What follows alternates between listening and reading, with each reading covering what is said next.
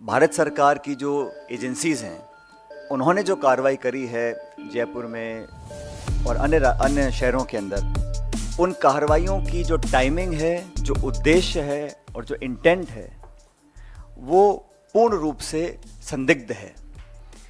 Bharatiya Janata party सभी पांचों राज्यों में फिलहाल पीछे चल रही है। सब लोग समझ रहे हैं कि कार्रवाई क्यों करनी पड़ रही है।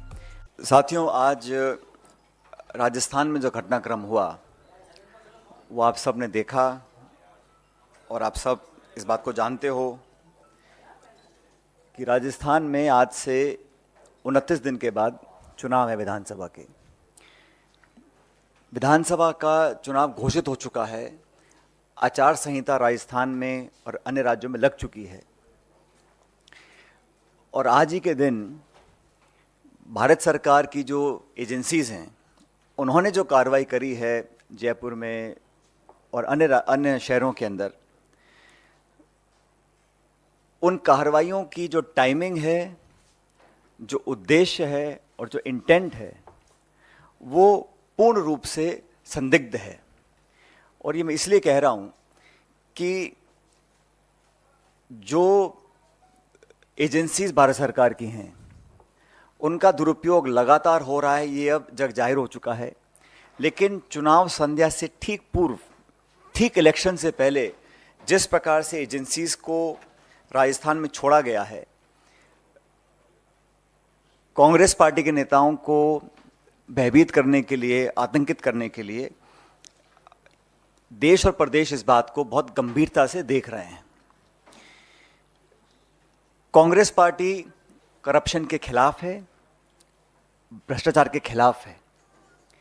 अगर कोई भी निष्पक्ष जांच होती है और कोई सबूत प्रमाण के साथ संदिग्ध पाया जाता है, उस पर कार्रवाई हो, इसके पक्ष में हम लोग हैं। लेकिन इलेक्शन में अपनी हार देखते हुए अगर भारत सरकार इस बात को समझ गई है कि वहां बीजेपी चुनाव हार रही है और फिर नेताओं को स्पेसिफिकली टारगेट कर बिना सबूत और तथ्य के कांग्रेस पार्टी के अध्यक्ष को जिस प्रकार से उनके अगर रेड डाली गई, उनको कोई समन नहीं, कोई बुलावा नहीं, कोई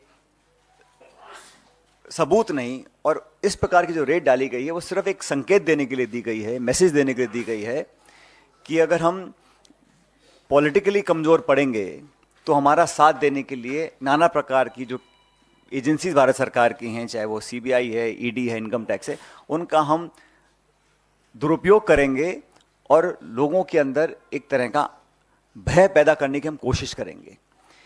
इसका कांग्रेस पार्टी पूरी तरह से विरोध करती है और मैं समझता हूं कि लोकतंत्र में पॉलिटिकल पार्टीज को अपने विजन, अपने मैनिफेस्टो, अपनी विचारधारा, अपने नेताओं की दम के ऊपर चुनाव लड़ना चाहिए।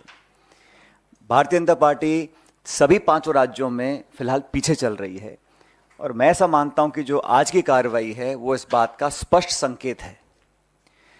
जहां तक मुख्यमंत्री जी के बेटे वैभव गहलोत को जो समन दिया गया है, वो भी आप जानते हैं, उन्होंने खुद कहा, वैभव ने, कि ये 12 साल पुराना कोई प्रकरण था और पोलिंग डेट अनाउंस होने के बाद अचानक से समन भेजा जाना, सब लोग समझते हैं कि इसके पीछे क्या सोच हो सकती है। मैं फिर रिपीट करना चाहता हूं, करप्शन के खिलाफ, गलत काम करने वालों के खिलाफ हम सब लोग हैं, लेकिन कार्रवाई करती है ईडी और जवाब दे रही है बीजेपी। एक्शन एनफोर्समेंट डायरेक्टरेट ले रहा है और बीजेपी उसकी सफाई दे रही है, स्पष्टीकरण दे रही है। ये समझ से परे है। तो एक पॉलिटिकल वेपन की तरह एजेंसीज को इस्तेमाल करना, ये लोकतंत्र के लिए बहुत ही नकारात्मक संकेत है।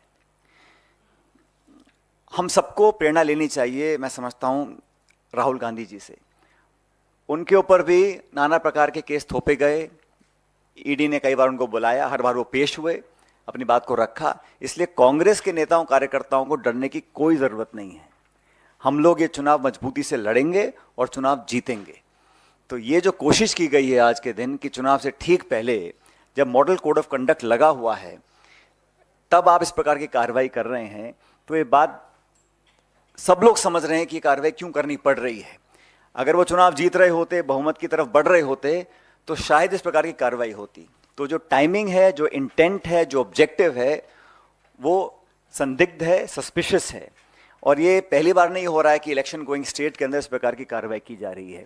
जो टॉप लीडर्स हैं उनको टारगेट किया जाता है, स्पेसिफिकली टारगेट किया जाता है, और जब चुनाव खत्म हो जाता है तो वो खबरें जब सुर्खियों से हट जाती हैं तो उसका कुछ अता पता रहता नहीं, उन केसेस का, उन आरोपों का, उन छापों का, उन नोटिस का, उन समन्स का। तो पॉलिटिकल टूल की तरह इसको इस्तेमाल किया जा रहा है। इस बात को जनता भी देख रही है, राजस्थान की और देश की भी। इसलिए जब जब मैं समझता हूँ रूलिंग डिस्पेंसेशन जो दिल्ली में है, जब अपने आप को कमजोर पाती है तो इस प्रकार की एजेंसीज का वो पूरा सहायता लेकर अपना हित साधने में लग जाती हैं।